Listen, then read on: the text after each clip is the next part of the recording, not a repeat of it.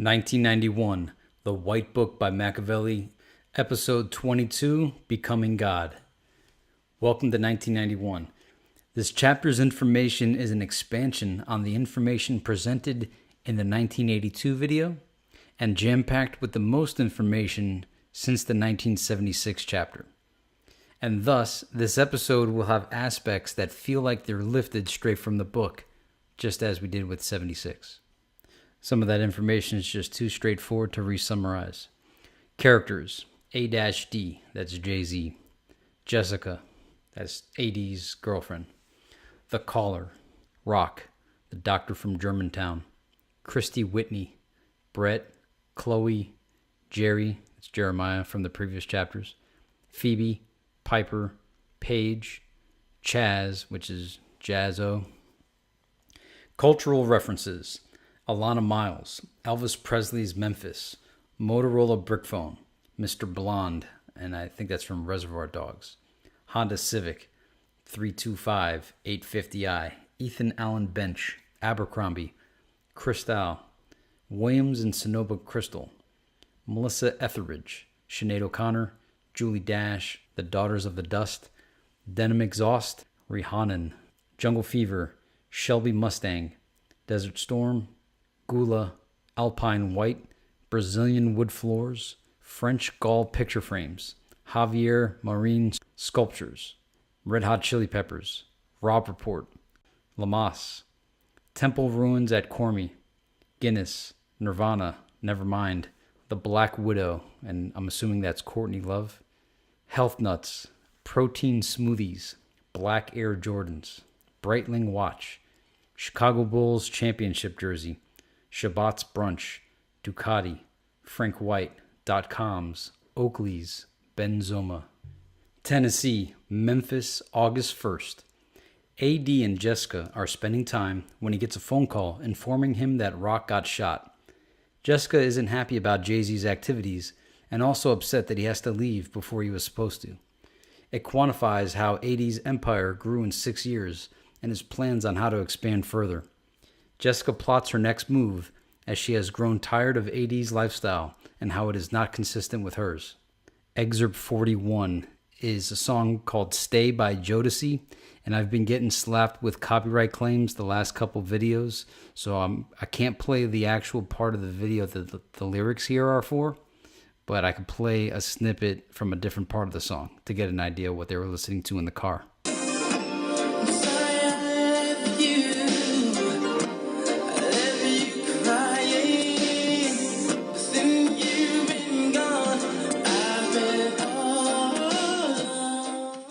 Here's exit 42. I can only play a real short clip because when they get the copyright slaps, it blocks it in some countries, and we have a global audience for these videos. There will be links to the Jodeci Stay song in the description below.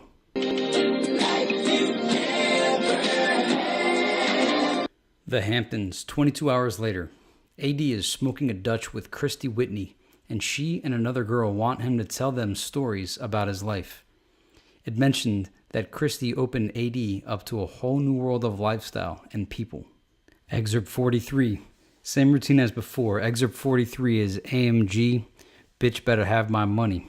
What are you laughing at? Ain't a damn thing funny. Bitch better have my money. I don't charge by the inch, I charge by the foot. Think I'm lying, bitch, here, take a look. 100% USDA grade AB. Here's my card, call me. Manhattan, The Village, early 91. This is a flashback scene of A.D. meeting Christy at the film Daughters of the Dust and their interaction. Christy defines herself as a Dame of Malta, daughter of Isabella, but not one of the dust. Her secrets go back to Britain. Her great-great-great-great-grandfather was a Puritan separatist, aka Protestant. By day, she's a God-fearing Episcopalian as her cover story, but is really a Wiccan. Easter, a child of magic is born. A.D. discovers Christie's Black Book of Shadows while looking at her pictures of her backstage at the Nirvana concert in Seattle. She inquires what he knows of the symbol on the book. She was at first concerned that he saw that she had it, and he said, Where he is from, the star stands for love, peace, truth, freedom, and justice. But then he continues to presume that around here, it stands for earth, air, fire, water, and spirit, and is called a pentagram and not a star. Easter, or Aostra, or Oster, is a Germanic divinity goddess which Easter is derived from. Enter Whitney's world of Wicca. Christie was impressed with A.D.'s knowledge and brought him to her attic, which was decorated with the following: a skeleton key, chalices, jars of incense, fresh herbs, a large red pentagram on the floor, a sword hung from a podium. Christie reveals that she and most of her friends and wealthy neighbors are Wiccan. She reveals that they are everywhere via TV, advertising, books, magazines, and says they keep it low-key. The trials of the Wiccans. The Crucible and Salem's Lot were topics that A.D. brought up, and Christie said that the Wiccans refer to those as the burning times. They were tortured and murdered by the thousands at the hands of King James, the Hebrews, and the Roman Catholics. The Levites wrote the devil into existence. They propagated the notion that magic and those who partook in it were evil. Paranoia of the devil got Wiccans kicked out of England. Wiccans were used as scapegoats for everything from bad health to bad crops. Christie points out that there is evidence of an esoteric stream running through all religions that deal with magic and divine contact. Exodus 22:18 says, "Thou shalt not suffer a witch to live." This chapter of 1991 provided yet another reference to King James's hatred of women. You'll recall that when b.i.g's father, Paul, was explaining that he didn't like the King James version, he had issue with King James. Pope Innocent and all of his little choir boys were in bed with one another, and they wanted anyone who was wise to this truth gone, which included women, Lutherans, Protestants. When things got bad in America, and the Americans fell for the propaganda mass hysteria, and history repeated itself with the Salem witch trials, etc. The Wiccan belief system. Wiccans worship Selene, the waxing side of the mother goddess. They live by the rule of three: do what thou wilt, as it harms none. And I've seen that Jay-Z wore a shirt that read, "Do what thou wilt." Wicca and many of the other pagan religions deal with the forces of nature and the cosmos. The Wiccan knowing and willingly harness and influences those forces, aka magic. Throughout their interaction, A.D. challenges Christie on some of the things just by making fun of Wiccans and the stereotypes of Wicca. And I'm not sure if he really was ignorant to it or if he was just playfully challenging her. And so she pointed out that Jews, Christians, Muslims, Buddhists, and Hindus all believe in mythic figures that were all born on December 25th and are all listed as sons of God. That list is the following: Krishna, Buddha, Bedru, Osiris, Zoroaster, Mohammed, Tammuz, Odin, Prometheus, and Jesus. All sons of God, all born December 25th. What December 25th represents: it is the winter solstice, the longest night of the year, the sun beginning its ascent to zenith, the night when the waning side of Mother Goddess Persephone awakens to find she is with child.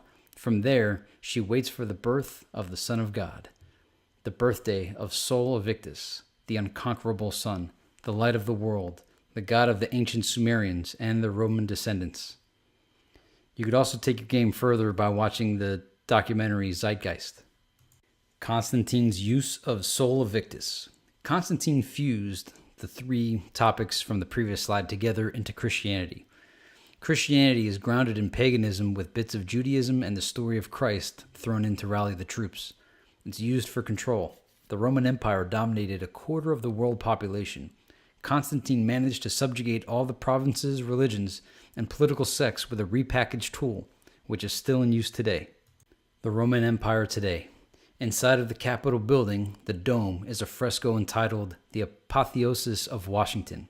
Every president of the United States is in the line of Julius, as the Caesars did before him shall rule over the heathen deities in far territories north and south of the zodiac stars, aka God. And there's mention of this in The Lost Symbol by Dan Brown. Cartomancy. Centuries ago, cartomancy was used by nobles for divination. Even the deck you know as playing cards was based on the cosmological arts. Over time, the tarot deck has become the preferred method of oracles. The deck they used in the chapter was designed by Alpheus Levi. AD's tarot reading. Christie first removed the Emperor card and placed it on the floor and asked AD to think of something he always wanted to know as he shuffled the cards. In 1991, Part 2, I will reveal how I've used magic and wizardry to affect reality. So the cards were laid in a Celtic cross spread. The first card, the World, over the Emperor card said, "This is what covers you, the world." The second card was the Queen of Cups. It was put down horizontally and it said, "This is what crosses you." The third card was the Eight of Pentacles, and she placed above the other cards and said, "This is what crowns you." The fourth card was the Ten of Cups and was upside down, and she placed it under the other and said, "This is beneath you." The fifth card was the Lover's card, and it went on the left side, and she said, "This is what's behind you." The sixth card on the right side went the Magician, and she said, "This is what's before you." She stacked the next four cards, one atop the other, on the right-hand side. The Two of Wands was upside down, the Knight of Swords above, the Two of Swords, and the Devil. She said everyone wants to know what the future has in store for them. And then she presents his next 5 years. AD's tarot card reading interpretation. The Emperor was chosen because it best suited his character. The strengths of the Emperor are energy and will. Weakness are pride and stubbornness. The World, it's a good card. It indicates the atmosphere in which the other cards will work.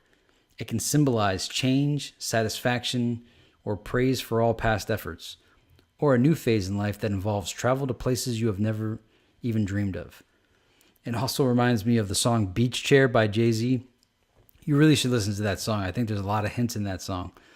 But he goes, "No, I've never been on MySpace. I'm too busy carving out my space." They said, "Jay, how you get so fly?" I said, "It's because I'm not afraid to fall from the sky." Much knowledge and wisdom there. Beach Chair. Definitely check that out. The Queen of Cups represents the Earth Mother at her best when at home, surrounded by family and friends. She's loving, affectionate, known for her otherworldly aspects, and not a bad person to have around. The next card represents the best that can come from your circumstances. It means that with much work, you can take advantage of your God-given talents as an artist and turn them into a career and money. The next card represents your foundation, the influences that made you what you are today. It's a good card when the right side up, but as you can see, yours is reversed, and I see lots of violence, loss, and many arguments in your past. Much of it is caused by unwanted births. This card has two meanings. First, one represents a strong influence that will soon pass, most likely a lover. There will be chances for reconciliation, but there will also be an important decision, one that means sacrifice. So obviously the lovers ones point to Jessica. The Magician card and the Two of Wands. Christie seemed apprehensive as she touched the Magician card. This card shows an important influence that will operate in the near future. The Magician is a powerful figure. She pointed to the infinity symbol on the card. It said that he holds the key to eternity. He's usually young, a risk taker, and a master of skill and oratory. He's perceptive and intuitive, and has the ability to bring about the best or the worst in others. This is an extremely good card when it comes to business ventures because he will do whatever it takes to succeed. Magicians are the planners of life, and they are well aware of the power they wield. The Two of Wands, reversed, show your feelings towards the situation, pride, ambition, and will to gain wealth and power by any means. The next card affects the matter at hand for good or ill. He is the Lord of the winds and King of the spirits of the air. He's volatile and sometimes viewed as troublesome because he often rushes in where angels fear to tread. He is the Knight of Swords. But if you have a breakdown on who you think each of these cards are, go ahead and drop that in the comments below. I'm not too good at this tarot stuff, so if you got theories, drop them on us. The Two of Swords, the Lord of the gates of matter, the Devil.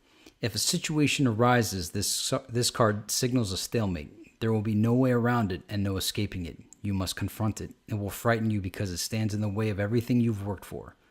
The last card was black and ominous. On it was the Lord of the Gates of Matter and Child of the Forces of Time. The Devil card. The Devil card represents a trap, enslavement to something or someone. And although it may very well mean that someone is causing trouble from the shadows, the trap is usually of your own making. If you use caution, you could break the chains, but there will be a cost, one which you may not be willing to pay. AD's initiation. Phoebe, Piper, and Paige were summoned by Christie and were told to show AD to the bedroom and prepare him for his initiation. The Hamptons, 59 seconds later, which is quite amusing because all that stuff took place in 59 seconds, so there's some form of a magical time-stopping experience that took place there. And AD then tells his hood tales finally, and he stops playing aloof. And it's assumed that this is like his initiation ritual, just as we learned in the previous chapter about the Skull and Bones, where they have to confess. And so AD does his hood tale confession. And we could assume that he does it in rhyme format. And then also in this section, AD meets Jerry, and they smoke some G13 strand marijuana and talk Kabbalah. Excerpt 44 is Blood, Sugar, Sex, Magic by Red Hot Chili Peppers.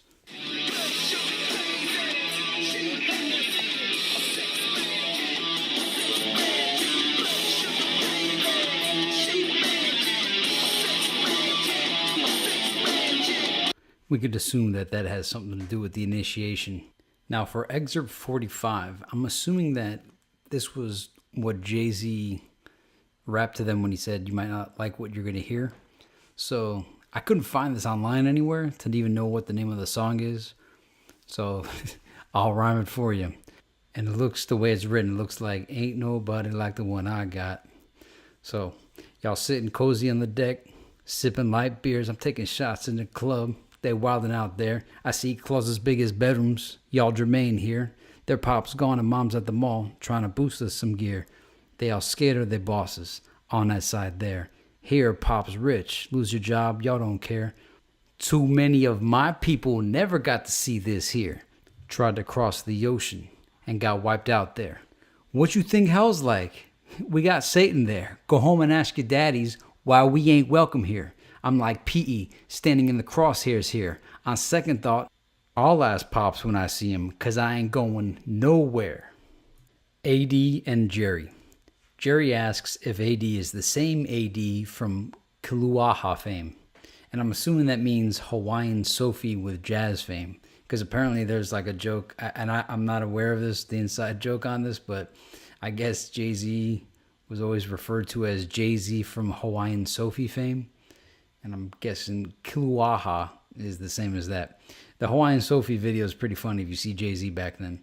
AD explains that he never writes rhymes. He just gets in his space and say whatever he likes. There's that getting in his space again. I'm too busy carving out my space. He mentions the reason he was able to was because he had a magic microphone. And it's kind of cute that it was called a magic microphone, and we're in the Wicca chapter about magic. He mentioned that he did have a green notebook and that he'd like to find it. Jerry wants to ditch corporate America for the rap game, and he wants AD to work with him. AD sits passenger as Jerry drives 160 and was once again learning the game from someone and still driving in the fast lane, but it was just a different side of the culture. But both sides still go hard, just like his dad said, all money is dirty money. Jerry reveals that he too is in the Covenant, and Jerry mentions that Christie was into Led Zeppelin and Aleister Crowley's Book of Law. Aleister Crowley.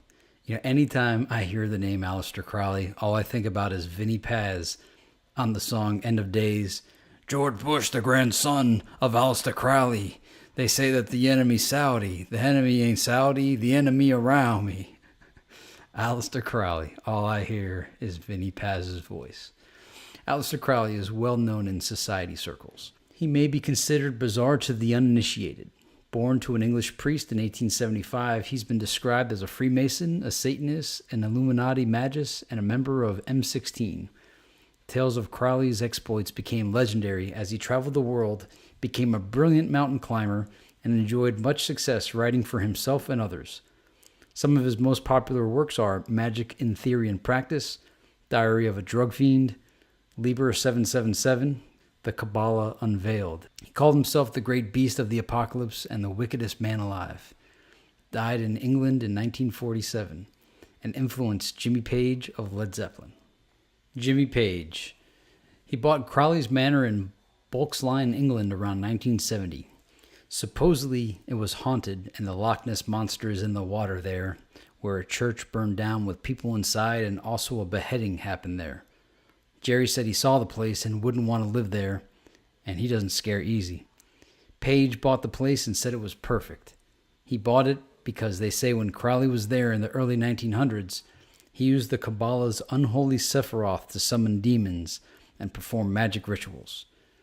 The other rumor is it's the place that Page came up with the most awesome rock song of all time, Stairway to Heaven. And I don't know if you've ever heard Tribute by Tenacious D, Jack Black. This is not the greatest song in the world, no. This is just a tribute. But Tenacious D was always on the quest for the pick of destiny. And I actually made a video about the pick of destiny. Well, I didn't. It was my Uncle Sal, who's a guitar player, his take on the pick of destiny. So if you ever look up Uncle Sal reveals the true story of the pick of destiny, you'll get to hear a fun story that he just came up with off the dome. And I just hit record. He's like, look, just hit record because I'm just going to let this flow. And it all came from his mind. It's comedy, but it's kind of cool too how he takes you through the history of the pick of destiny from Les Paul all the way to Steve Vai. Christie and Crowley. Do What Thou Wilt led Christie to Wicca and made her somewhat anti-Semitic. Jerry points out that without the Jews, there would not be magic or Kabbalah to unveil.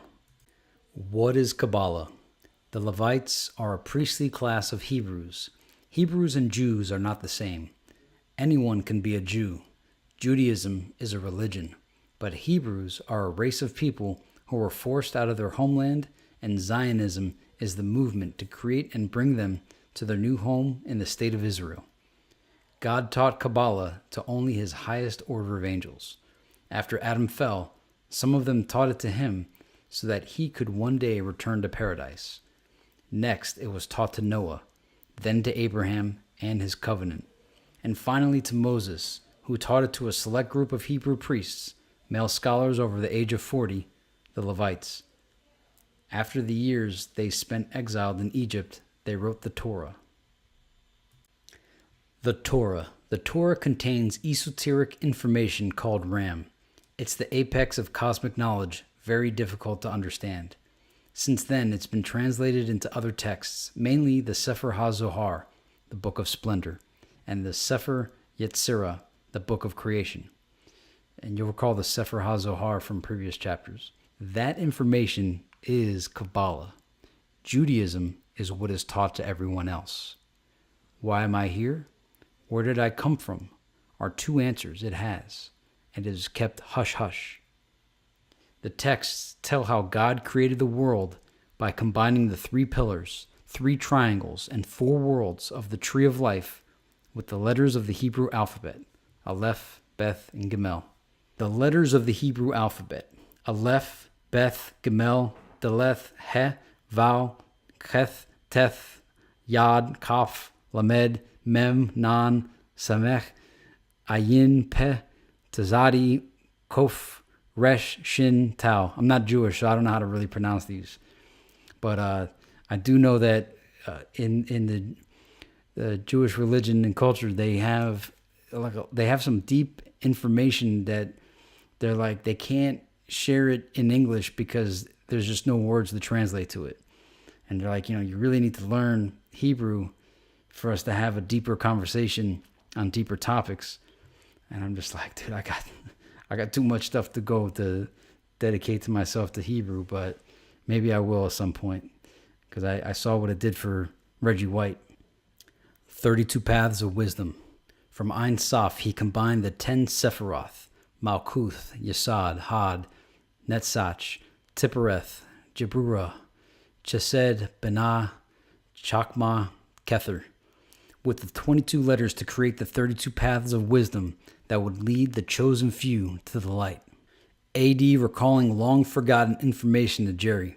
So it was the art of calculating divine names and numbers, characters and letters, holy seals, the miracles of prophecies. Jerry exclaims, "Who taught you the secrets to becoming God?" And AD thought, becoming God? If God used this to create the world, I wonder what I can do. Which reminds me of the line by Jay-Z when he says, "I was hot before Barack. Imagine what I'm going to do now." And then AD reveals to Jerry his night in paradise from the Splendor chapter when he glimpsed the orchard. Jerry reveals the illusion of time to AD. Oh man, I could benefit from this. Time is illusory, and humans are the victims of a universal delusion created by their inferior minds to explain it. The future doesn't exist yet, and the past is already gone. The only thing that matters is now, this moment, and what you do with it. You want to be rich? You want to leave a legacy? Well, not everyone is capable of that. You need to conquer your fears. Dang, didn't I just bring that up? When you find something or someone you click with, follow it. See where it leads you. See what works are associated with it, who its stars are. See what they were into. Check their history, and it may lead you to yours, whatever that may be. Learn to control you. That's consciousness. Only with it may the flaming sword be removed and Shekinah revealed. She is the gate and the opening to the divine. That's where my people come in, and thy seed shall possess the gate of his enemies. It got cut off, but he says, I am of that seed. The tree is the key to divine consciousness. And when you've mastered it, behold, the man is become one of us, to know good and evil. And now, lest he put forth his hand, and take also of the tree of life, and eat, and live forever. And that's from Genesis 3:22. Jerry invites AD into the Ben Elohim secret society. Chai-Jidel represents the sphere spreading confusion of the power of God. This counteracts with the wisdom of God, represented by the Chokmah Sephirah. This creates confusion in God's creation. The cortex of Chai-Jidel is called Chojil, those who go forth into the place empty of God. Jerry finishes it off saying, let's make history. And I'm guessing for Jay-Z to be named AD in this book would be, I guess, he is the new king after the death, the fake death of Tupac, or the ascension of Tupac. Whatever you think happened with Tupac, he is the guy that came after. That's my interpretation of AD. If you have a different interpretation, drop it in the comments. And that's how we're going to wrap up part 1. We stuck directly to the topic. Part 2 is essentially all the deleted scenes. This initial video was like an hour and a half. I wanted to leave this just to be the meat. If you like to delve into all the extraneous extra stuff that I talk about in the videos, I've isolated that all to part 2. Thanks for watching. If you want to see me in 1991 part 2, I'll see you there. Otherwise, I'll see you in 1992.